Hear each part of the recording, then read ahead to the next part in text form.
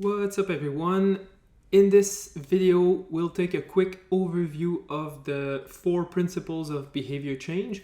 So we will look at how to build good habits and how can we break bad ones. So these 4 principles here are proposed again by James Clear in Atomic Habits, and that should help you with changing your behaviors. So let's start by looking at how we can engineer good habits. So in the previous video, we talked about the habit loop. So the cue was about noticing the reward. The craving was about wanting the reward. And then you had your response, which was about getting the reward. And then you had the reward itself, which was about satisfying the craving and getting us to repeat this loop in the future. And so the first 3 principles, the cue, craving, and response, are about increasing the odds of performing a behavior in the moment.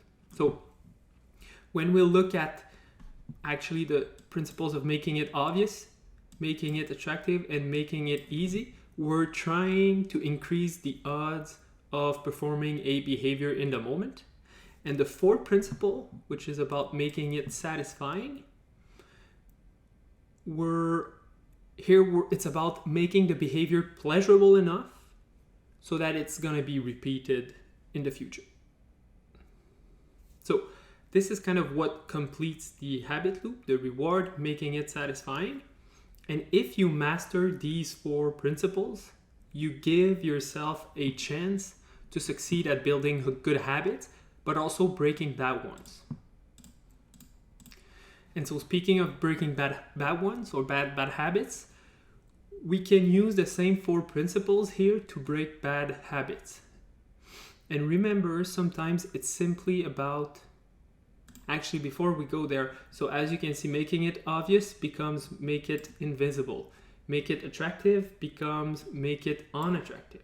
Make it easy becomes make it difficult, and make it satisfying becomes make it unsatisfying. So here we're trying to do the opposite of building good habits. We're trying to break bad habits that you might have in your life. Maybe you don't even recognize or realize that you have those habits. They are just there. They are automatic and maybe even unconscious.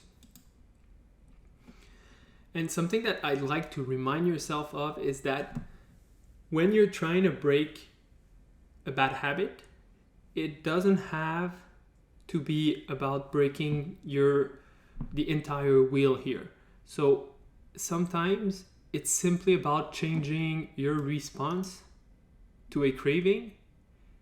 You don't necessarily have to break the entire habit loop here. So sometimes you just change your response to a craving, and then the response gives you a reward that is much more beneficial than something else. So let me give you an example here to make it more clear and understandable. Let's say you feel the need or the craving to unwind during a poker break. So let's say you're at your 55-minute break. You want to unwind because you feel emotionally activated, you feel the pressure, you're stressed, so you're looking for ways to unwind.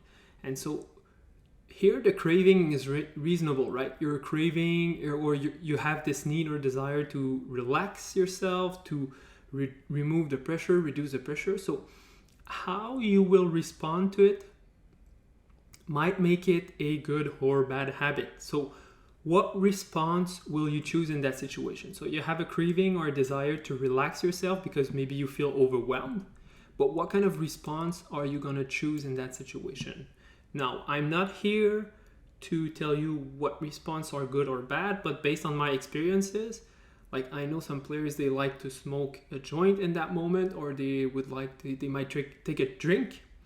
And I kind of know other options or avenues that might be more beneficial or profitable to your situation. So the kind of response that you choose to respond to your craving will influence kind of benefits or drawback that you might get when playing and in your life.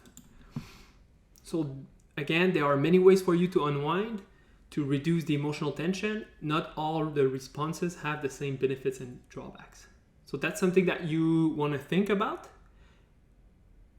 And so it could be about simply adjusting one side of the wheel. Again, typically it might be looking at the type of responses that you have for your cravings. And sometimes you might actually need to break down the entire cycle. So you might have to break down the wheel here and try to build a new one.